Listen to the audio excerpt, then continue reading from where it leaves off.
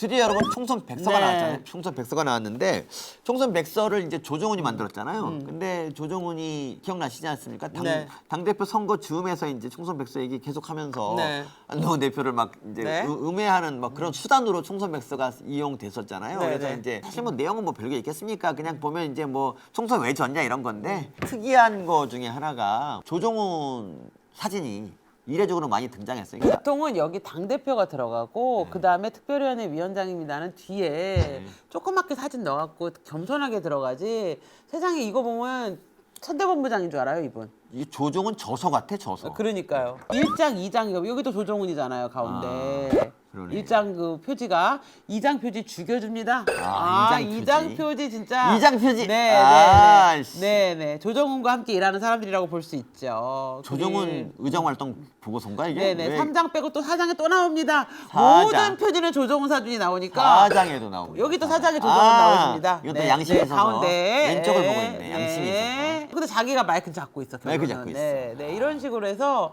계속 조정훈만 나와서 저는 청년이 바라는 조정훈. 네. 저는 왜 내가 이걸 봐야 할까? 네, 저는 이거 조정훈 저거 선거 공약집인 줄 알았어요. 사진이 있는 페이지가 많지 않은데요. 거기서 한 80%는 조정훈. 다 조정훈 사진이야. 조정훈 백선가? 총선에서 한동훈 대표가 거기 2번 갔었나? 그래갖고 열심히 지지도 해주고 그랬는데. 저는 그런 생각이 드는 게 조정훈 의원이 사실 이 총선 백서 제안을 받고 욕심을 부렸던 것 같아요. 내가 여기서 스타가 돼서 한동훈을 제끼고 그러니까. 한동훈 이후에 이미지 스타로 내가 뜨겠다라고 했던 욕심을 부렸던 것 같은데 사실 준비되지 않은 자에게 기회란 독이에요.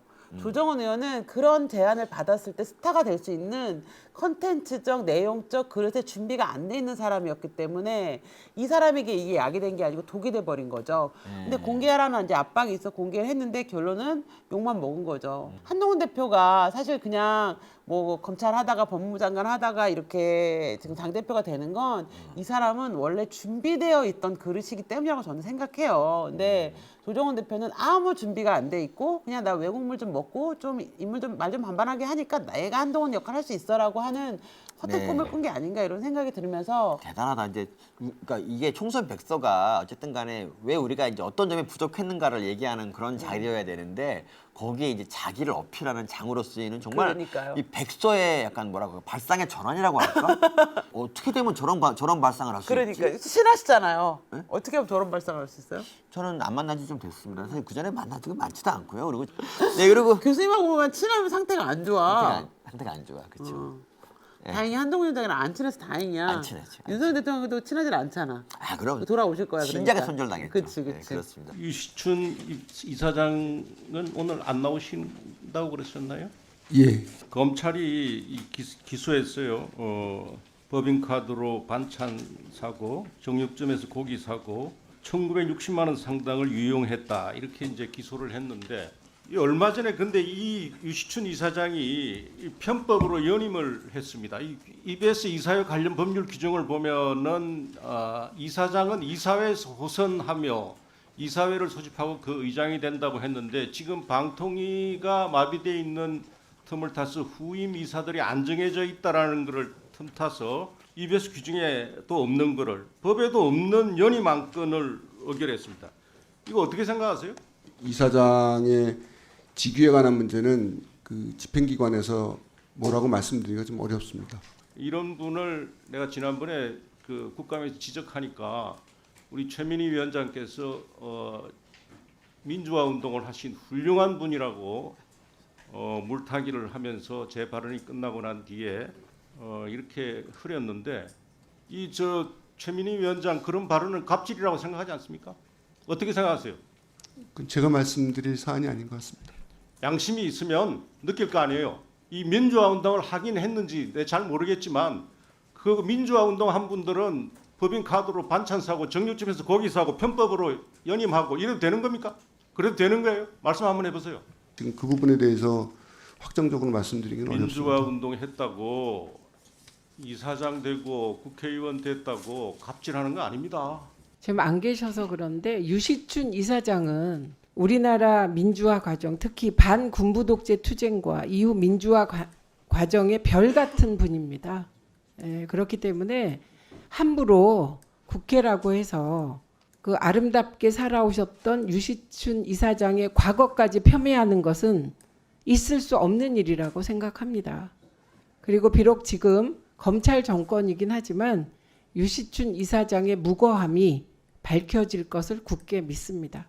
이게 있잖아요. 얘가 맨날 하는 말이 법인카드 7,257만 원을 5년 동안 쓰시고 517만 원을 주말에 반찬 가게 뭐 유흥점 이런 데서 쓰는 게 무슨 무고가 밝혀져요? 유시춘은 기본적으로 자기 아들이 약을 했잖아. 약을 했고 그쵸. 심지어 던지기 수법으로 수익까지 해온 인간이에요. 그런 사람이 아들인데 엄마가 UBS 이사장이 됐다. 이것도 겁나 어이가 없고요. 그리고 유시춘은요 민주화 운동을 한 거는 저도 잘 모르겠어요. 근데 단지 유시민의 누나로서 그냥 이름이 알려졌고 열린우리당에 얘가 비례대표 공천시청회까지 했다니까. 그때 그래갖고 유시민이 그때 같이 국회의원 공천이 됐는데 남매가 같이 되면 안 된다라고 결국 떨어지니까 또 막 지랄하고 막 그랬던 적이 있어요. 근데 이런 애가 무슨 놈의 유시춘의 업무 추진비는 전국 각지 주로 유명 관광지서 사용됐다. 기재한 목록은 문학계 의견 교환, 언론 NGO 의견 교환, 직원 의견 수렴이었다. 직원 의견 수렴을 주말에 그리고 관광지에서 했습니다. 그리고 직원 없이 했던 얘기가 있어요. 2021년에는 그렇죠. 그래야 잘 들으니까 송이 돌솥밥집에서 사내 의견 청취를 했다며 9만 원을 썼다. 특히 제주도에서 직원 의견 청취가 잦았다. EBS는 제주도에 지사가 없어. 제주도가 본거지입니까? 그러니까요. 왜 제주도에서 유독 직원 의견 청취를 했죠? 세 차례나 그리고 너무 놀라운 거는 왜 윤석열 대통령으로 정권이 바뀐 다음에 직원 의견 청취를 안 해요, 주말에? 그러니까 더구나 왜 대통령 바뀌고 한 번도 주말에 카드를 안 쓰지? 그러니까 그리고 심지어 EBS 이사장이 되려면 정당 가입하면 안 되고 뭐 특정 대선 캠프에 있으면 안 되는데 대선 캠프에 있었어. 문재인 캠프에 있었다고. 네. 근데 이름 바꾸고 주민등록 번호 바꿔가지고 그 검증을 피했죠. 그래서 2022년 초에 정권 네. 바뀌고 나서 유시춘 같은 애를 갖다 EBS 이사장 이거는 잘못됐다라고 해서 저는 뭘 기다리는 줄 아세요? 얘가 3년 처음에 해먹고 3년 해먹고 그다음에 3년을 또 했단 말이야. 근데 얼마 전에 또 3년 연임이 된 거예요. 진짜 이거는 해도 너무한 거죠. 그러니까 이건 한번 해보자는 건데 저는 빨리 기소가 돼서 1심에서 징역형이 나오면 좋겠는데 버카라서 저는 민주화를 위한 음주운동본부 있잖아요. 거기 이재명 문다에 있는 이어서 이재명 대표님께 하나 더 드리면 민주화를 위한 법카운동본부 해서 유시춘 이사장님과 이재명 대표님을 강력 추천합니다. 이재명은 이관왕인 거야? 근데 옛날에 그 운동권 계실 때 유시춘이라고 들어보셨어요? 듣도 보도 못한 유시춘은 팔리지 않는 소설을 쓰고 있는 작가에 불과했고요. 그러니까 유시민의 누나야 그냥 그거야. 민족문학 작가에 수천 명이 있는데 그 중에 한 명이었고 네. 어쨌든 내가 모르는 사람은 유명한 사람을 아니야. 나는 유명한 사람만 알거든. 유시춘의 그 가장 큰 업적은 유시민이 이제 감옥에서 이제 사람 때렸던 그거에 대해서 민간인 프락치 사건 있잖아요. 그 사건에서 이제 항소 이유서를 썼는데